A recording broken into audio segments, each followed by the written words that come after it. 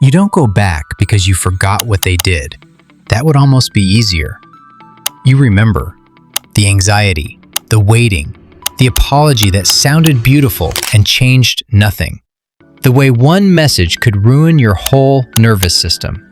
And still, when your phone lights up, your body starts arguing against everything your mind already knows. That is the part nobody talks about.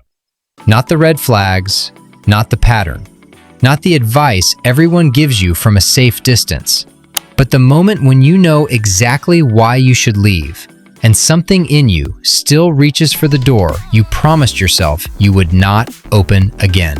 So let's name the brutal truth early. The pain of leaving is not proof that you should stay. Sometimes it is withdrawal from a role your body mistook for love. The role of repairing, the role of understanding, the role of waiting for someone to finally become the person you keep seeing underneath the damage. This is what I call the repair loop. The moment a relationship stops being a connection and becomes a job. And once it becomes a job, walking away no longer feels like leaving a person. It feels like abandoning a project, a future, a version of them you have been quietly building in your mind.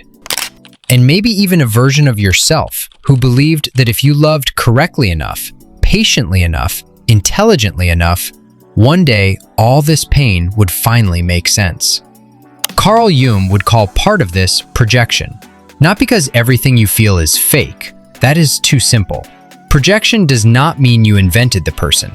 It means something from your inner world has become attached to them.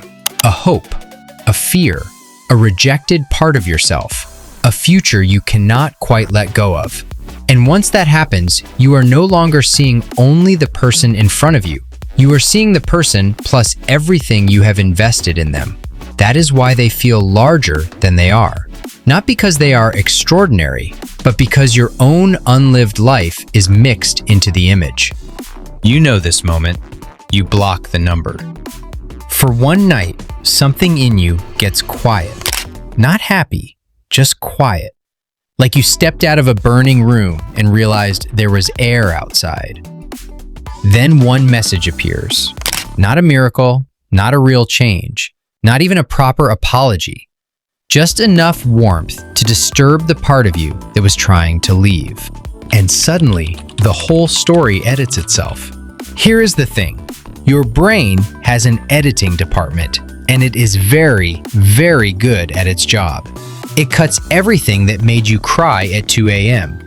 It removes the confusion, the exhaustion, the mornings when you felt smaller than yourself. And what remains? One beautiful scene glowing in the dark. Your nervous system calls this clarity. It is not. It is the trailer, not the documentary. This is why people return to relationships they can explain perfectly. Because understanding the pattern does not automatically free the body from the pattern. Your mind says, "This hurts me." Your body says, "But this is familiar." And familiar can feel very convincing when you are lonely, especially if love was once something you had to earn. If closeness arrived unpredictably, you may have learned to treat relief like intimacy. Someone pulls away, you panic, they come back, your body floods with calm. And because the relief feels so intense, your body calls it love. But relief is not the same as love. Relief is what you feel when the pain briefly stops. And if someone repeatedly creates the pain, then gives you relief from that pain, that is not safety. That is a cycle. The good moments may have been real. The tenderness may have been real. Even some form of love may have been real. But a few real moments cannot carry an unreal relationship. A candle is real too. That does not mean it can heat a house. And this is where the repair loop becomes dangerous.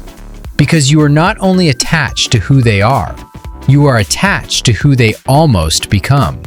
Almost honest, almost safe, almost consistent, and almost is addictive. Because it gives you enough evidence to keep waiting, but not enough reality to finally rest. This is where Jung's idea of the shadow matters. The shadow is often the part of you that had to be pushed away to stay acceptable. Your anger, your certainty, your right to say no without writing a legal brief about it, your right to want something without apologizing for wanting it.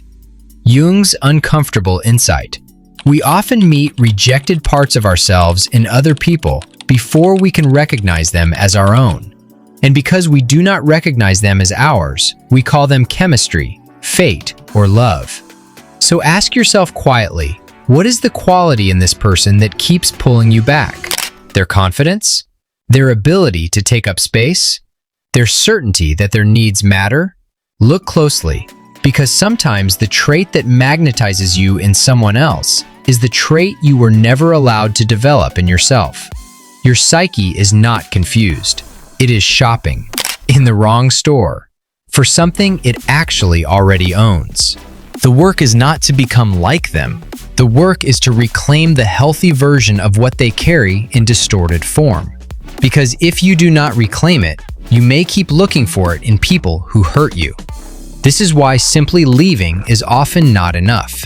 You can stop replying and still spend all day in conversation with them inside your head. You can leave the relationship and still keep repairing it mentally, like an employee who got fired but still shows up at the office every morning, makes coffee, sits down, out of sheer habit. Because the real bond is not only contact, the real bond is the inner job. And until you resign from that job, part of you still works there. Walking away requires grief, not just discipline. Grief. You have to grieve the person they did not become, the future you kept rehearsing, the belief that your patience would eventually be rewarded. And grief is harder than anger. Anger keeps the other person alive inside you. Grief buries the fantasy. That is why people often choose another argument over a real ending. An argument still feels like connection. A real ending feels like silence. So when the quiet comes, do not mistake it for emptiness. Sometimes peace feels boring only because your nervous system is used to emergencies. No more emotional weather reports. No more trying to figure out whether their silence means punishment, sadness, or simply Tuesday. That blankness is not proof that you need them back. It may be the first room your own life has had in years. Self-possession begins very quietly. You feel the urge to explain, and you wait. You feel the urge to check, and you wait. You miss them, and you still tell the truth. That was real, and so was the cost. And slowly, the person becomes human-sized again. Not a monster, not a soulmate, not your final test. A person, limited, mixed, responsible for themselves. And you become human-sized too. Not the savior, not the translator, not the repair department. Just a person, allowed to have limits, allowed to leave even if you still understand them. Because understanding someone is not a contract to be drained by them. And the way out is not to hate them. Hate can keep the loop alive too. The way out is to stop using love as a reason to abandon yourself. To take back the energy you invested in someone else's possible future. To take back the anger that was trying to protect you. To take back the part of your life that has been waiting for another person to become safe before you allow yourself to be free. Walking away does not mean you stopped loving. Sometimes it means you finally stopped making love do the work of self-betrayal. So when the quiet comes, do not rush to fill it with the old person. That space is not emptiness. It is room. Room for your own life to come back. Because they were never holding your soul. You were. You just forgot where you put it. And now you are allowed to bring it home. So before you go, sit with one question. What part of yourself have you been trying to recover through another person? Name that honestly. Not for them, for you. Because the moment you can name what you left there, you begin to understand what you are actually walking back toward. Not them, yourself. And that is the brutal truth. Walking away is not the moment you stop loving them. It is the moment you stop leaving yourself.